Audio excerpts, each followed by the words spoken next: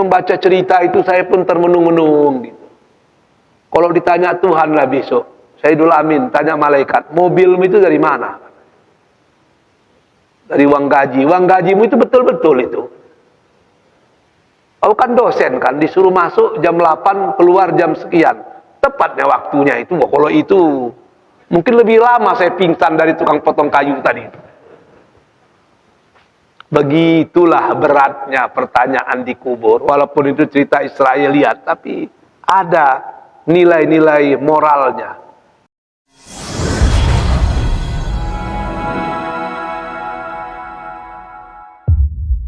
Kembali kita bersyukur kepada Allah. Subuh ini Allah masih memberi kita nikmat hidup. Semoga sisa-sisa hidup yang masih kita miliki akan semakin mendekatkan kita kepadanya.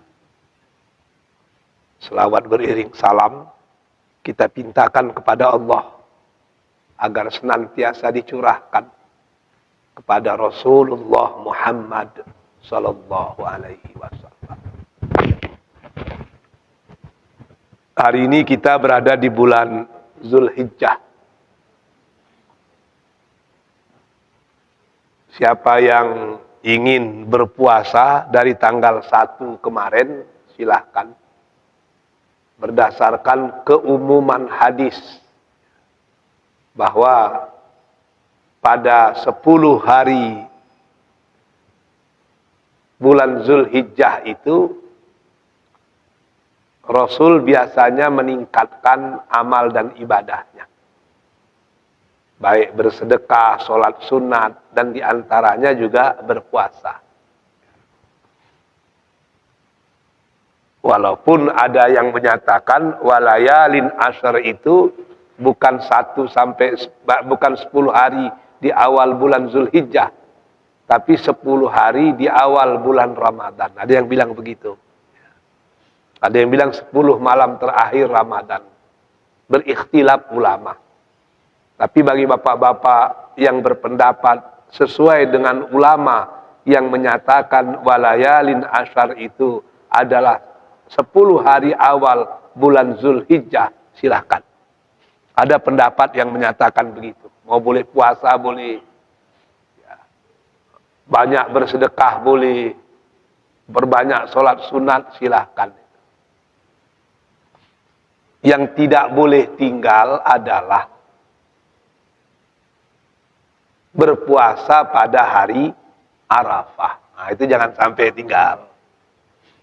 Sekurang-kurangnya 2. Hari Arafah dan hari Tarwiyah.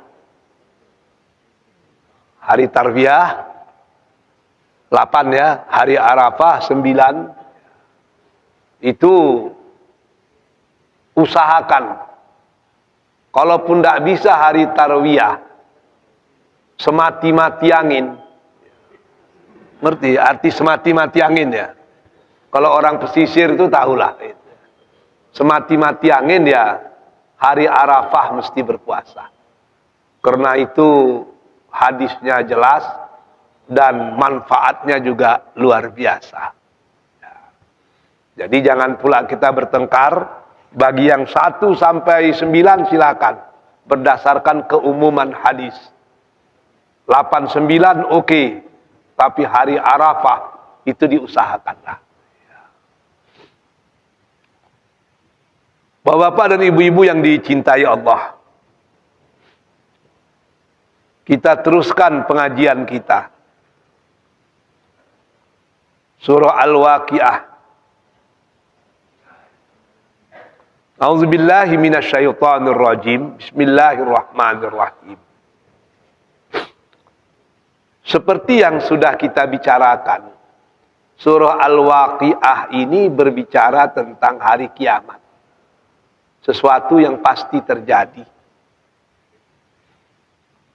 Kondisinya luar biasa. Idza rujjatil ardu rajja. Apabila diguncangkan. Rujjat fi'lul madi. Al-ardu. Ada yang menyatakan karena rujat itu majhul, maka al-ardu itu adalah naibul fa'il.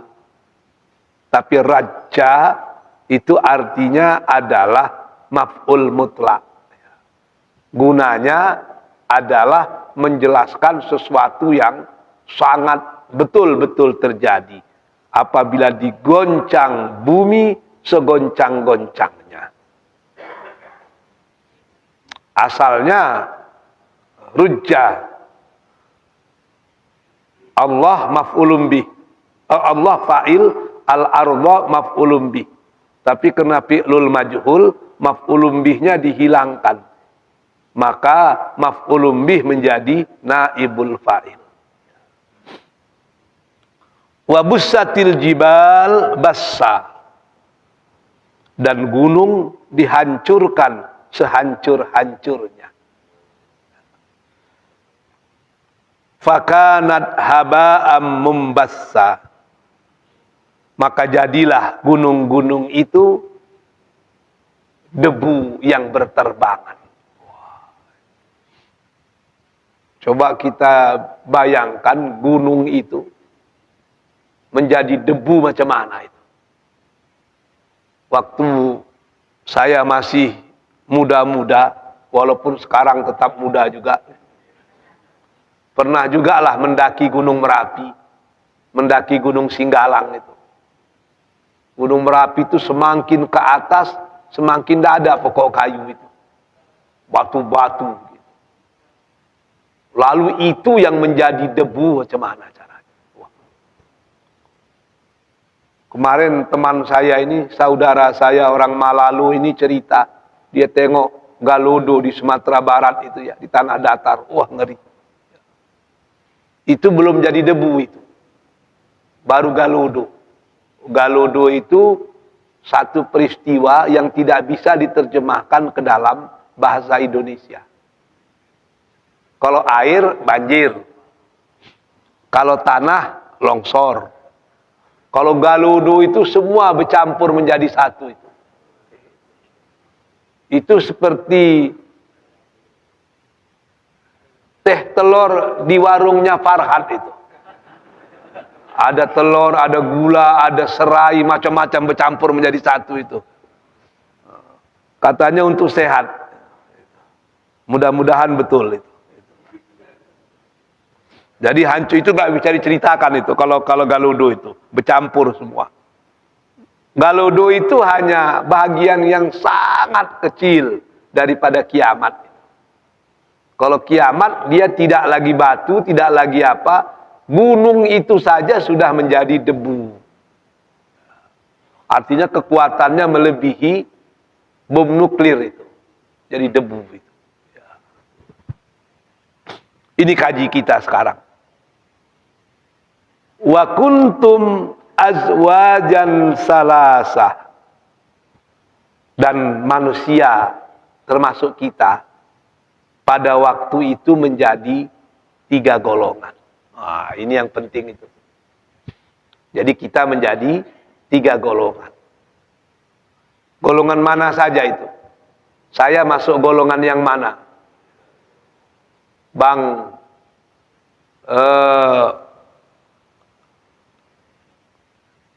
Azmi masuk golongan yang mana itu? Oh, itu kan kita tengok itu. Karena dia hanya ada 3 golongan.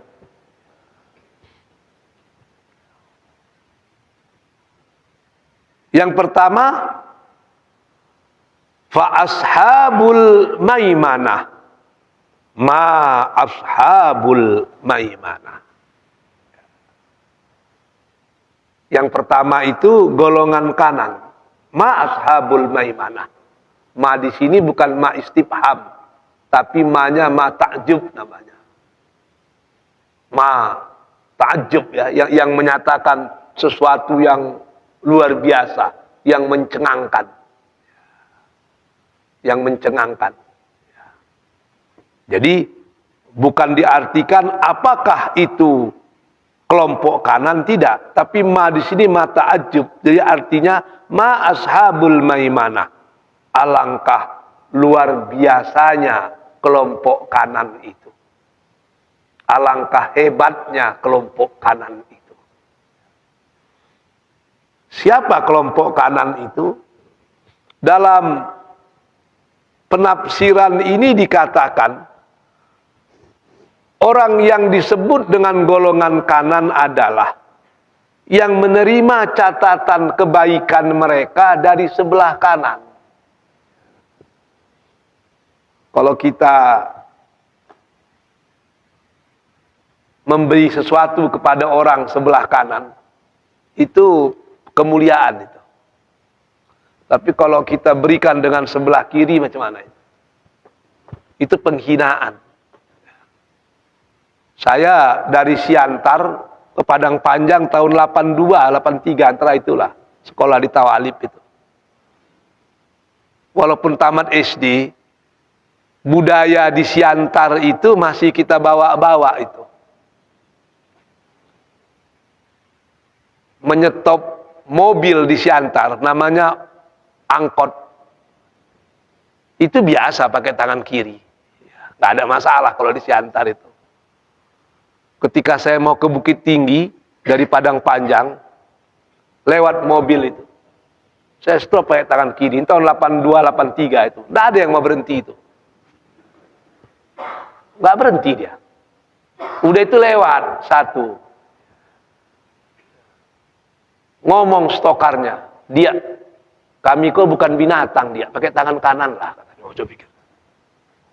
Rupanya waktu itu ya, menggunakan tangan kiri, menyetop mobil itu dianggap tidak sopan. Yang lebih halus kadang-kadang dia bilang, masa anak sekolah tidak tantu makanan makidah. Begitulah hebatnya dulu. Tapi kalau sekarang nampaknya udah biasa juga ya. Kanan kiri udah dianggap orang 11-12 saja. Di adat Melayu juga demikian. Ini ada ayahanda tercinta Datuk Sri di sini. Kalau orang menunjuk kita dengan tangan kiri, ya itu jangan coba-coba. Itu penghinaan luar biasa itu. Begitulah gambaran dulu perbedaan yang sangat mendasar antara kanan dan kiri. Jadi, kenapa disebut dengan Ashabul Maimanah? Karena orang itu akan menerima catatan kebaikannya dari sebelah kanan. Allah berikan, malaikat berikan. Itu pertanda baik. Ya. Sementara golongan kiri itu menerima catatan kebaikannya dari sebelah kiri. Jadi ini berdasarkan hadis Rasul. Ketika Rasul Shallallahu Alaihi Wasallam membaca ayat tersebut, anna Rasulullah Shallallahu Alaihi Wasallam tala hadhil ayah, summa qabada biyadaihi qabdatain faqala hadhihi fil jannah wala ubali wa hadhihi finnar wala ubali. Ketika Rasul membaca ayat itu, beliau menggenggam tangannya seraya berkata, ini genggaman tangan kananku adalah ahli surga. Aku tidak peduli lagi. Dan yang kiri ini adalah ahli neraka. Dan aku tidak peduli lagi. Nah, jadi berdasarkan hadis itu, para ahli-ahli tafsir menyatakan bahwa sesungguhnya yang disebut dengan Ashabul Yamin, itu orang yang menerima catatannya dari sebelah kanan. Ashabul Shimal atau Ashabul Maimanah itu orang yang menerima baik dari kanan, sementara yang terima dari kiri itu lambang daripada yang tidak baik. Tapi jangan, itu untuk urusan di hari akhirat. Tidak ada kaitannya di masjid kita ini. Lalu kalau andai kata begitu, berbondong-bondong pula orang mendengarkan ceramah di sebelah kanan ustadz, masalah pula itu. Jadi ini keadaan di hari kiamat nanti itu. Jadi disebut dengan ashabul yamin, itu lambang daripada orang-orang yang baik. Alangkah bahagianya orang-orang yang baik itu. Kenapa? Karena dia akan mendapatkan berbagai macam fasilitas. Apa fasilitasnya? Urusannya di padang mahsyar itu mudah. Mudah. Sehingga Rasul Shallallahu Alaihi Wasallam itu selalu berdoa, dan doa ini sebaiknya kita amalkanlah karena pendek. Doa itu Allahumma hasibni hisaban yasira. Pendek itu. Kalaupun mau menggunakan bahasa Indonesia, bahasa Melayu, bahasa Minang, bahasa Batak, bahasa Jawa, tidak ada masalah. Pakai bahasa Banjar, bahasa Bugis pun tidak ada masalah. Allahumma, ya Allah, hasibni, tolong kau hisab aku, hisaban yasira, dengan hisab yang mudah. Ketika Rasul berdoa itu, Aisyah terkejut. Ya Rasulullah, kau masih berdoa seperti itu, sedangkan engkau maksum. Dosa yang dulu clear. Kalaupun ada kesalahan hari ini, clear. Yang akan datang juga clear. Bersih semuanya. Dalam keadaan begitu kau masih minta supaya Allah menghisapmu dengan hisap yang mudah. Rasul menjawab, istriku, kalau kau tahulah bagaimana kondisi di hari penghisapan itu, jangankan tertawa, tersenyum pun tidak ada lagi waktumu. Berat. Baru Rasul menyampaikan satu kalimat itu, maka mereka akan menangis banyak dan tertawa sedikit. Wah, berat itu, berat. Kalau kita baca-baca buku lama-lama, ada cerita Israeliat. Ini cerita ini, jangan pula dibilang hadis atau apa, cerita. Tapi cerita ini ada bagusnya.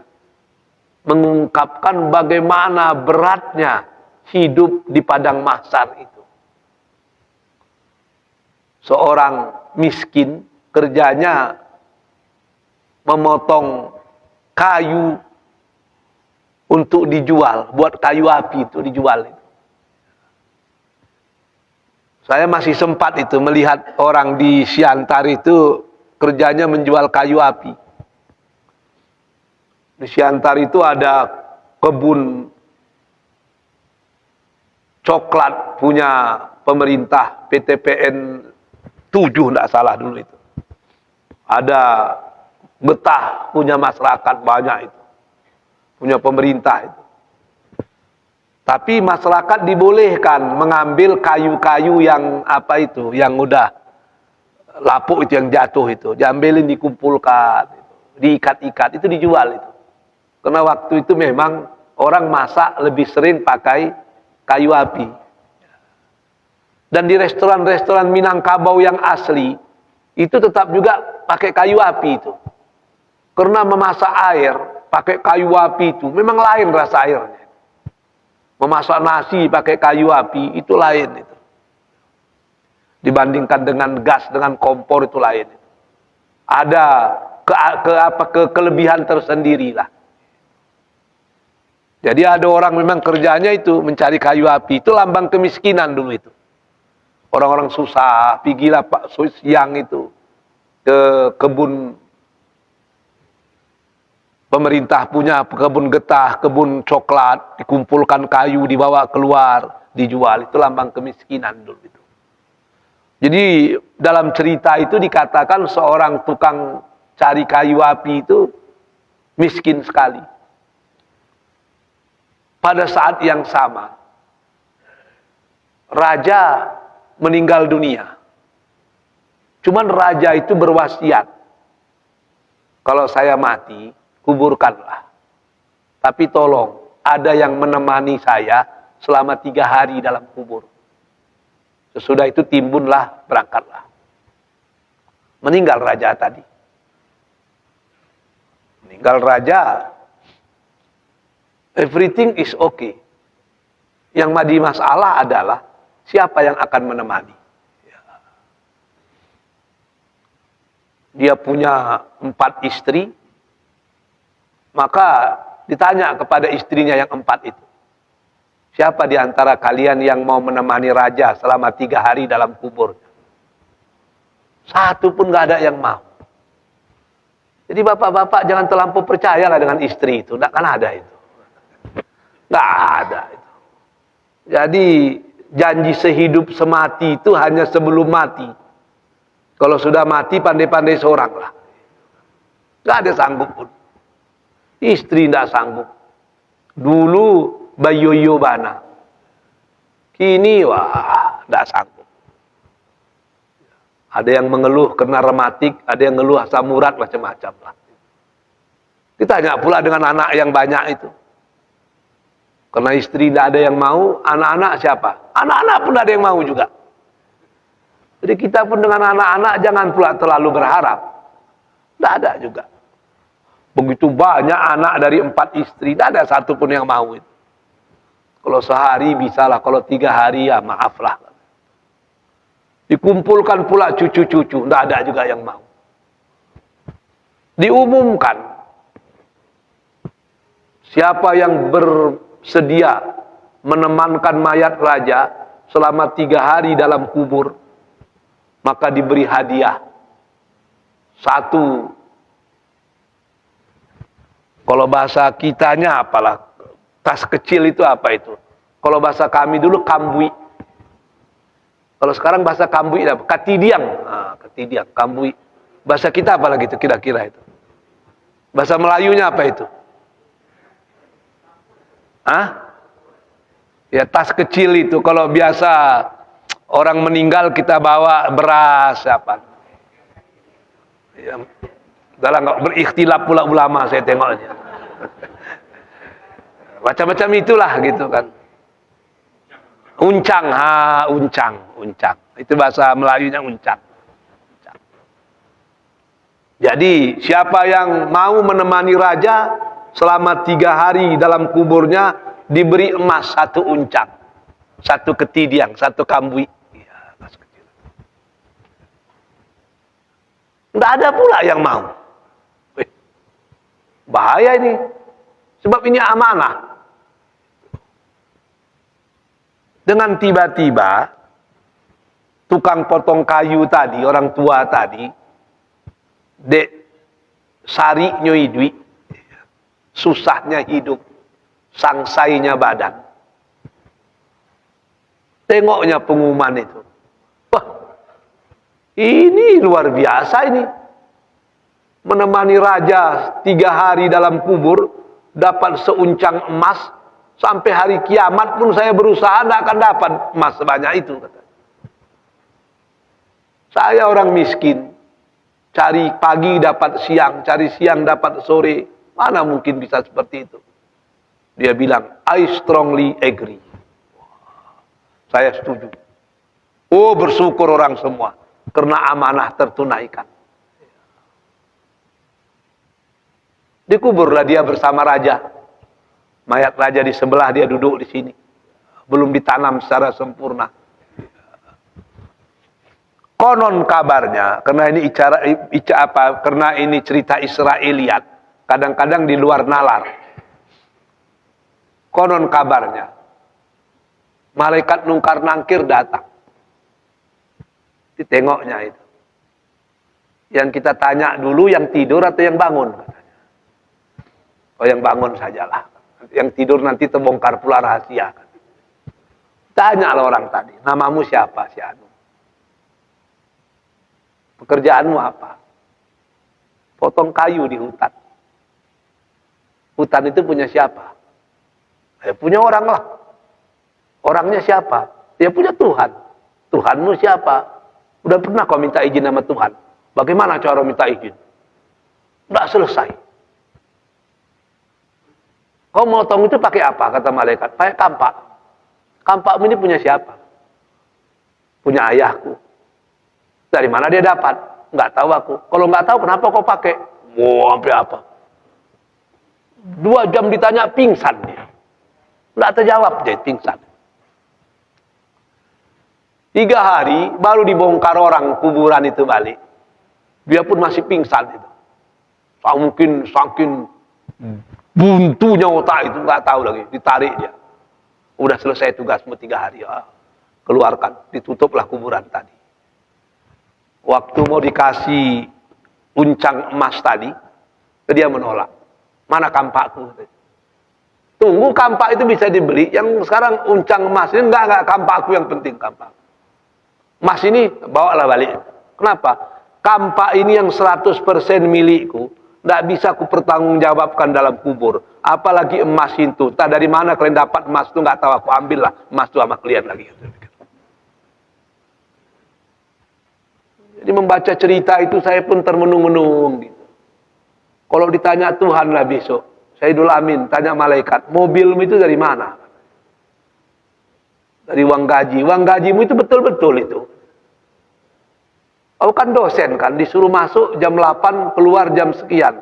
Tepatnya waktunya itu. Wah, kalau itu mungkin lebih lama saya pingsan dari tukang potong kayu tadi. Begitulah beratnya pertanyaan di kubur. Walaupun itu cerita Israeliat, tapi ada nilai-nilai moralnya. Bahwasanya pertanyaan di akhirat itu sangat detail. Makanya Rasul berdoa, Allahumma hasibni hisaban yasira. Ya Allah, tolonglah kau hisab aku dengan hisab yang mudah. Sama kita keluar negeri.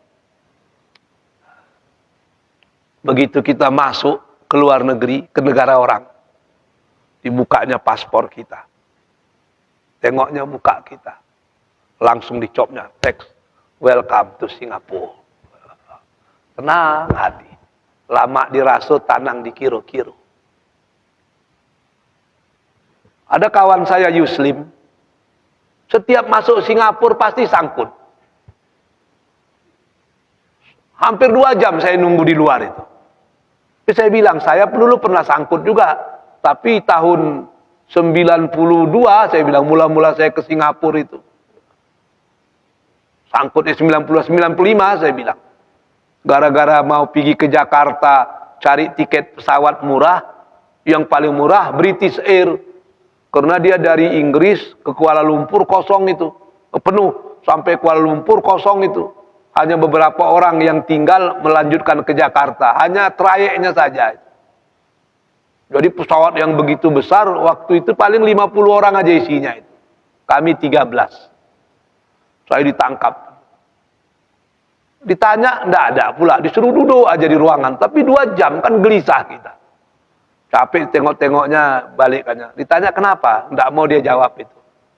Dia kata, ini merupakan standar operasional gitulah.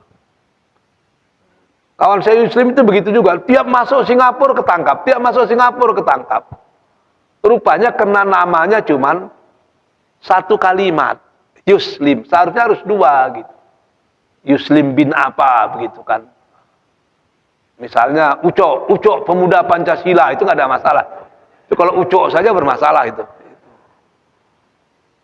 Jadi gemetar kita ketika dipanggil itu, gemetar. Apalah masalahnya itu. Demikian jugalah di akhirat. Ketika ayahanda Datuk Sri Marjohan masuk ke akhirat, diterimanya lah catatan dari sebelah kanan. Lalu malaikat bilang, welcome to paradise. Oh itu enak itu.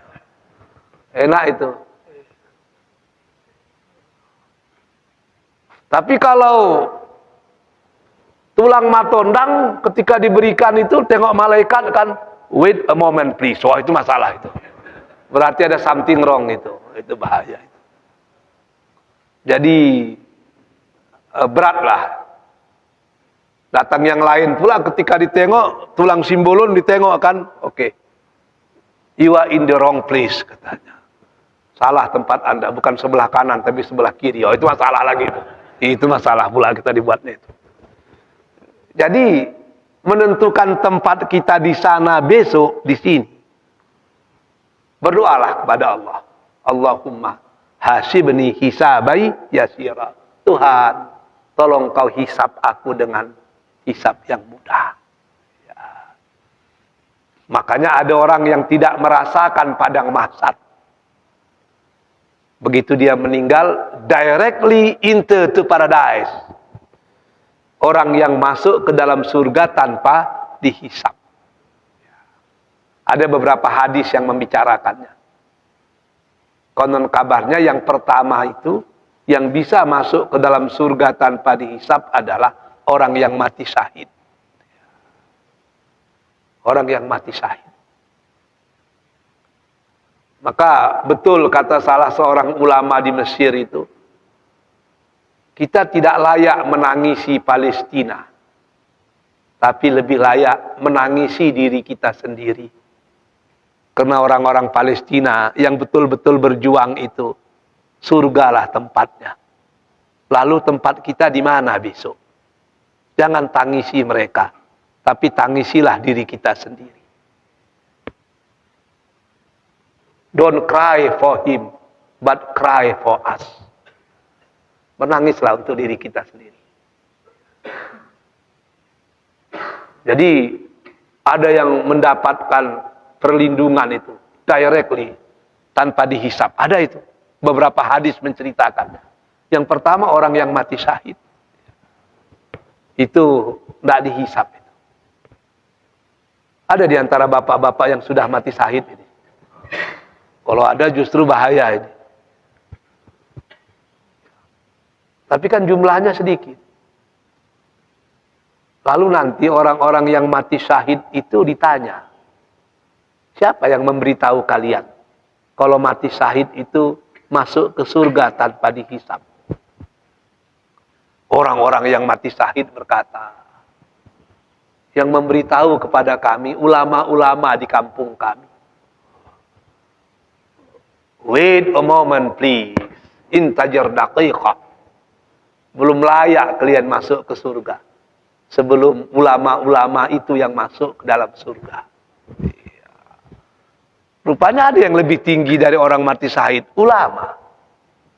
Tapi betul-betul ulama, bukan baru.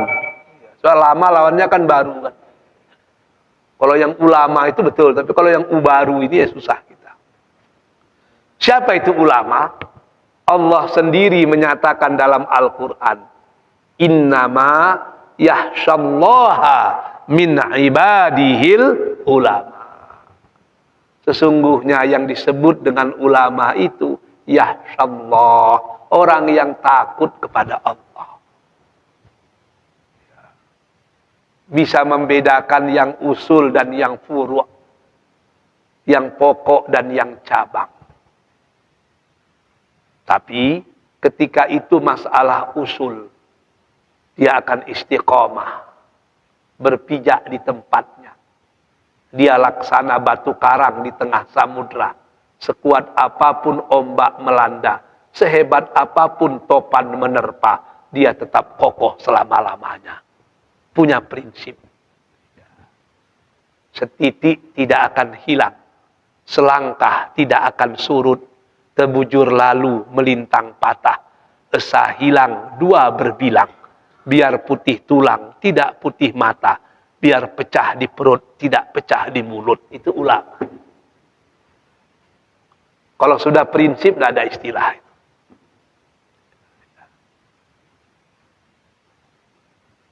Makanya kita kagumlah dengan ayahnya Hamka itu, Syekh Dr. Abdul Karim Amrullah, Inyak DR kalau di Minangkabau dulu.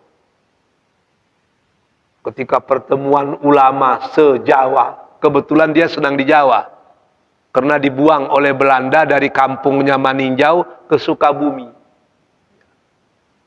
Kesalahannya sedikit aja. Selalu mengkritik Belanda. Selalu membangkitkan semangat untuk merdeka. Akhirnya Belanda marah. Dari Bukit Tinggi Belanda datang ke Maninjau, mengambil beliau, ditahan di Bukit Tinggi sebentar, langsung dibawa ke Jakarta dan ditinggalkan di Sukabumi. Di Sukabumi lah dia di penjara. Tapi bukan penjara biasa, istilahnya dibuang. Disediakan rumah, tapi tidak boleh berhubungan dengan masyarakat. Diasingkan. Waktu beberapa lama diasingkan oleh Belanda, masuk Jepang. Rupanya Jepang itu sebelum masuk udah mencatat orang-orang penting yang mesti dirangkul itu siapa. Orang-orang penting yang mesti dimusnahkan itu siapa. Udah lengkap itu catatan. Sama lah zaman PKI dulu. PKI itu udah tahu itu siapa yang mau dibuang, udah tahu itu semuanya itu. Ada daftarnya itu. Daftar merah, daftar hitam, ada semua itu. Jadi Jepang masuk, dia termasuk yang dirangkul. Tapi akhirnya ya dimusuhi juga. Suatu hari Jepang mengadakan pertemuan ulama se-Sumatera, ulama se-Jawa, ulama se-Sumatera dan Semenanjung itu diadakan di Pulau Pinang. Yang Sumatera yang Jawa diadakan di Jakarta. Waktu acara itu semua ulama ngumpul. Tujuannya supaya ulama menyokong Jepang. Begitu acara mau dimulai, sebelum jenderal militer Jepang itu menyampaikan kata-kata sambutan, polisi militer Jepang datang. Namanya Kapetai. Datang ke depan berteriak, "Kere!" Kere itu ruku ke arah matahari terbit. Sebagai penghormatan kepada dewa matahari. Hampir semua ulama ruku. Menurut kabarnya yang tidak ruku itu hanya 3-4 orang saja itu. Yang pertama Syekh Ahmad Surkati dari Surabaya, pendiri Al-Irsyad. Yang satu lagi diantaranya itu ya Syekh Abdul Karim Amrullah, ayahnya Hamka, dia tidak mau. Ditangkap, yang tidak mau itu ditangkap. Subversif. Tidak patuh kepada pemerintah, tangkaplah. Umur sudah hampir 70, ditangkap itu kan tidak enak itu. Kenapa tidak mau ruku? Kata ayah Hamka, ruku itu hanya kepada Allah. Tidak boleh ruku kepada makhluk. Ruku kepada makhluk itu syirik. Ditanya macam-macam. Tahulah polisi militer kan, lebih kejam dari polisi biasa itu. Di zaman Jepang. Dicabutlah kabarnya kuku-kuku jari itu. Tetap tidak mau itu. Karena udah tua, udah cukuplah penyiksaan, disuruh pulang. Di rumah di Jakarta itu, dia pindah ke daerah Tanah Abang itu. Orang sudah menyiapkan kain kapan. Karena biasanya kalau dipanggil oleh polisi militer Jepang, pulang itu mati itu. Tapi dia tidak mati pula. Cuma disiksa saja. Sampai di rumah orang menangis. Dia diam saja. 3 bulan kemudian Hamka dari Medan datang ke Jakarta melihat beliau. Hamka udah tahu cerita itu. Sambil duduk-duduk minum-minum kopi pagi, Hamka bilang, "Ya, kenapa lah ayah tidak mau ruku sikit saja? Kan selamat ayah. Kalau macam ini juga ayah, wah bahaya ini. Kalau bahasa kasarnya, kok mada canduko juga ayah, masalah. Wah. Jepang yang dihadapi ya. Kalau ayah salah-salah bersikap dengan Jepang, nanti ayah dipanggil, di soal siasat, diintegrasi. Pertanyaan-pertanyaan Jepang itu bisa membuat ayah mati. Gitu kata Hamka. Apa kata ayahnya? Yuang nanden takwian bukan pertanyaan-pertanyaan yang bisa membuat den mati. Bukan itu. Tapi nanden takwian. Pertanyaan-pertanyaan salapeh mati baiko. Anakku, yang kutakutkan itu bukan pertanyaan-pertanyaan Jepang yang bisa membuat aku mati. That is small matter. Kecil itu. Yang kutakutkan adalah pertanyaan-pertanyaan sesudah aku mati nanti. Kalau pertanyaan yang membuat kita mati, begitu kita mati kan selesai kan? Tapi kalau pertanyaan sesudah mati itu kapan selesainya? Karena pada waktu itu tidak ada lagi kematian. Wah, itu yang ulama. Sehingga betul kata Iqbal, seorang ahli falsafah dari Pakistan, dulu India. Ketika ditanya padanya, apa beda orang beriman dengan orang kafir ketika melihat dunia? Iqbal menjawab, orang beriman ketika melihat dunia, dunia itu lebur ke dalam dirinya. Dia yang mengontrol dunia. Tapi orang kafir ketika melihat dunia, dia yang lebur ke dalam dunia. Sebab dia sudah menjadi budak daripada dunia. Jadi yang kedua itu adalah ulama. Tapi betul-betul ulama. Ada di antara bapak-bapak yang jadi ulama ini? Belum lagi. Tapi yang ketiga yang masuk surga tanpa dihisab, itu lebih hebat lagi. Ketika para ulama-ulama itu masuk ke dalam surga, ditanya oleh malaikat itu. Siapa yang menyatakan kepada kalian bahwa kalian masuk surga tanpa dihisab? Kata ulama itu, ini ketentuan Allah dan ini ketentuan Rasulnya. Malaikat tanya lagi, yang membuat kalian bisa jadi ulama ini siapa?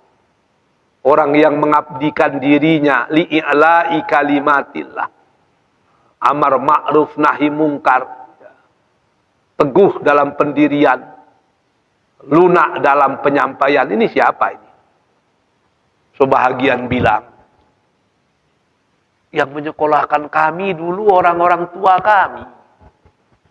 Kata malaikat, kalau demikian, biarlah orang tua kalian itu masuk surga dahulu sebelum kalian.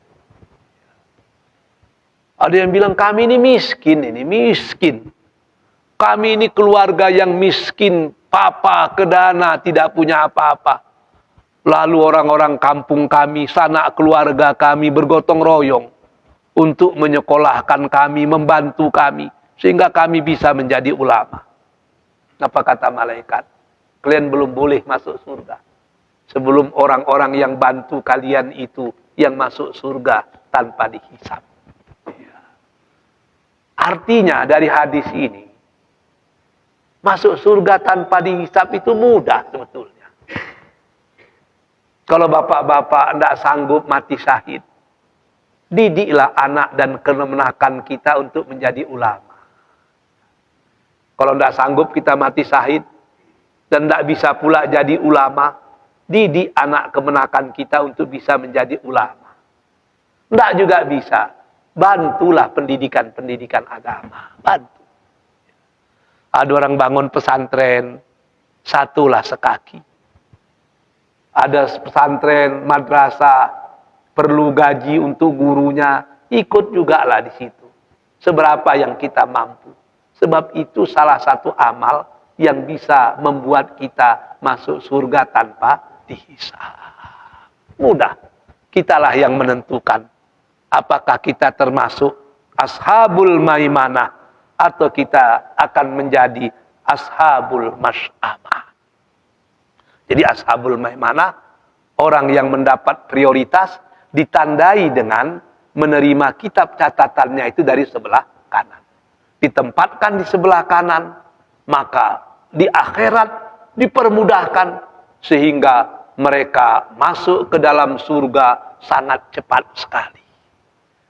Kalau orang ada yang beribu tahun antri di padang mahsyar, dia tidak merasakan jam, macetnya padang mahsyar, karena Allah memberikan dia berbagai macam fasilitas. Begitu juga di padang mahsyar itu, tidak ada tempat duduk. Anggota DPR pun tidak sempat bawa kursinya ke sana. Nggak ada tempat duduk itu. Maka disebut dengan Yaumul Qiyamah atau Yaumal Qiyamah. Kenapa disebut hari kiamat? Kiamat itu berasal dari kata-kata qoma, berdiri. Maka kiamah itu artinya berdiri berkepanjangan. Tidak ada tempat duduk di situ. Berdiri semua. Telanjang bulat semua. Sehingga ketika Rasul bilang orang di padang mahsyar berdiri telanjang bulat, Aisyah tersipu-sipu malu. Ya Rasulullah, mereka telanjang, tidak malu. Kata Rasul, jangankan malu, berpikir tentang malu aja tidak ada lagi waktu. Gitulah. Berpikir tentang rasa malu, tidak ada waktu lagi. Jangankan malu, berpikir untuk itu aja tidak ada. Begitulah beratnya di padang mahsyar. Tidak ada yang melindungi. Tapi Islam itu agama solusi. Allah menyatakan melalui hadis Rasul, sab'atu yazulluhumullah fi zilli yauma la zilla illa zillu. Ada 7 golongan yang dapat perlindungan di saat orang lain tidak dapat perlindungan. Di antaranya imamun adilun. Oh, pemimpin yang adil. Siapa lagi? Orang yang hatinya terikat dengan masjid. Sehingga kalau tidak ke masjid, risau dia. Sama-samalah kita berdoa. Agar bapak-bapak yang cinta kepada masjid, termasuk mereka yang bisa mendapat perlindungan di akhirat, dan mendapat proses yang sangat cepat menuju surga Allah Azza wa Jalla. Saya rasa itu dululah. Hari ini kita bicara satu ayat tentang Ashabul Maimanah. Insya Allah kalau panjang umur 2 minggu lagi kita bicara tentang Ashabul Mas'amah. Pak Imam ingat ya, sekarang ayat yang ke-8 baru. Kalau ada yang mau bertanya silakan. Silakan, tulang Simbulun.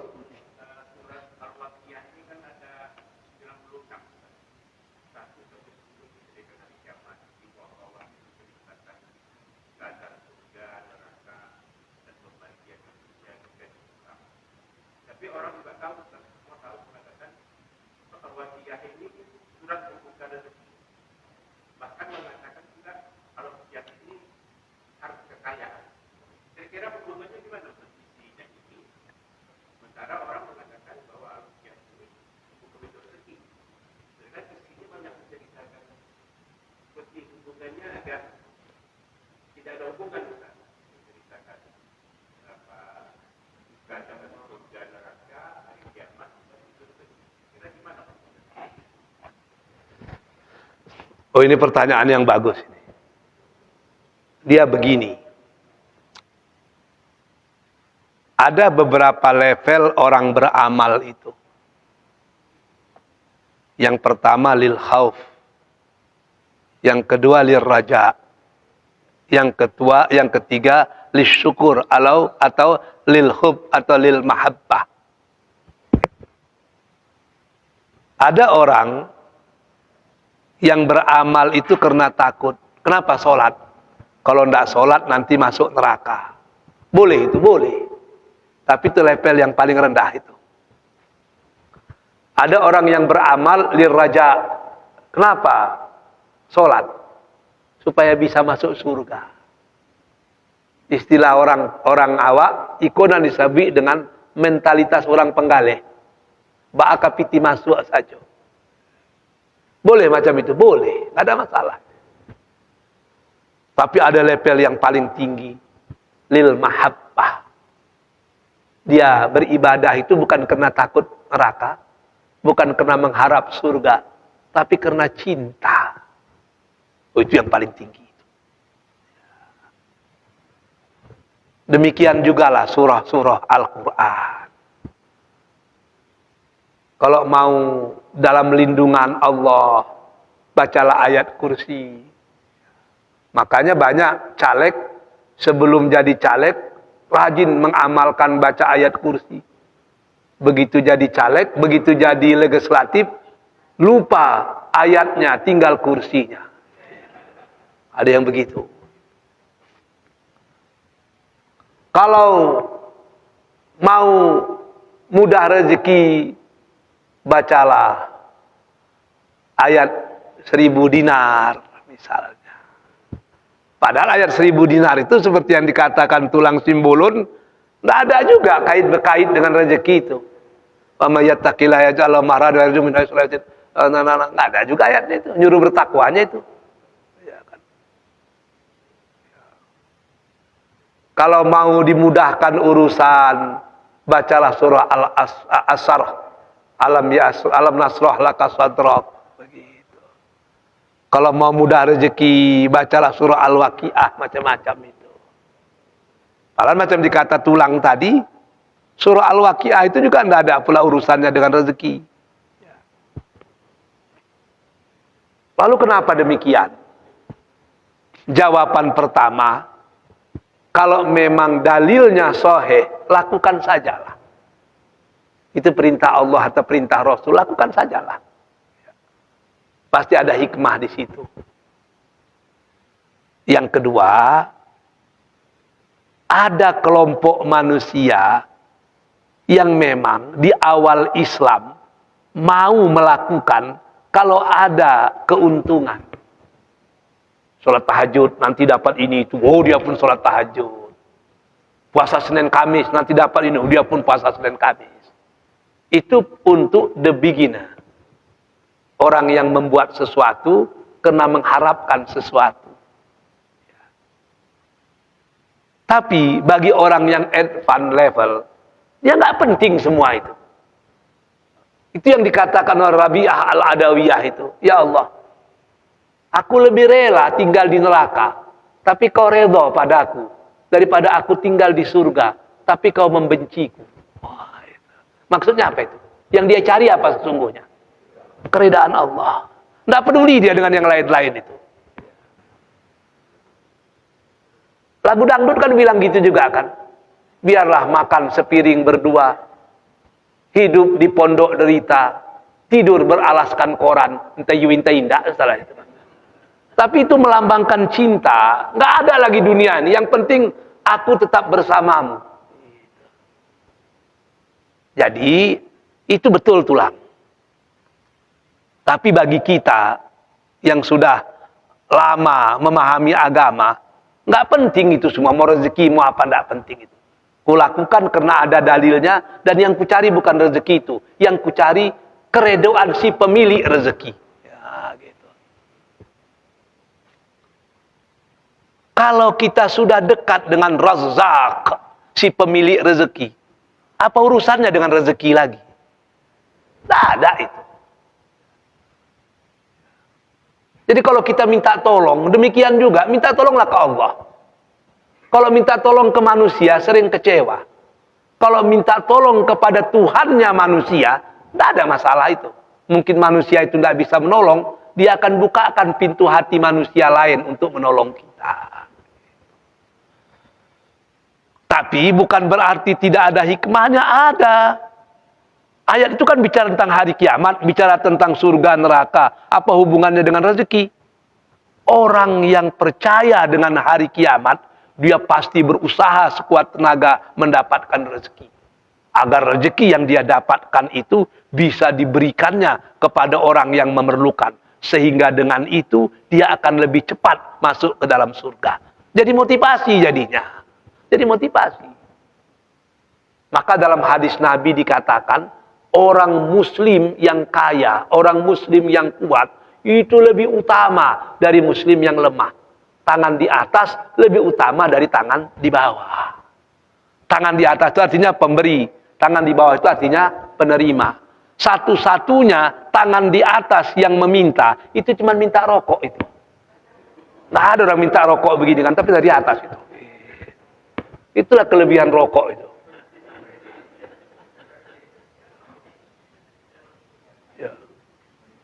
Kita tidak berani minum teh telur dalam WC.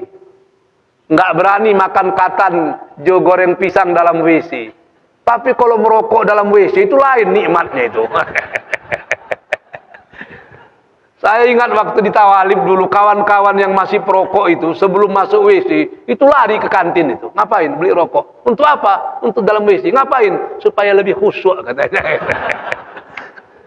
Wabillahi taufik wal hidayah. Assalamualaikum warahmatullahi wabarakatuh.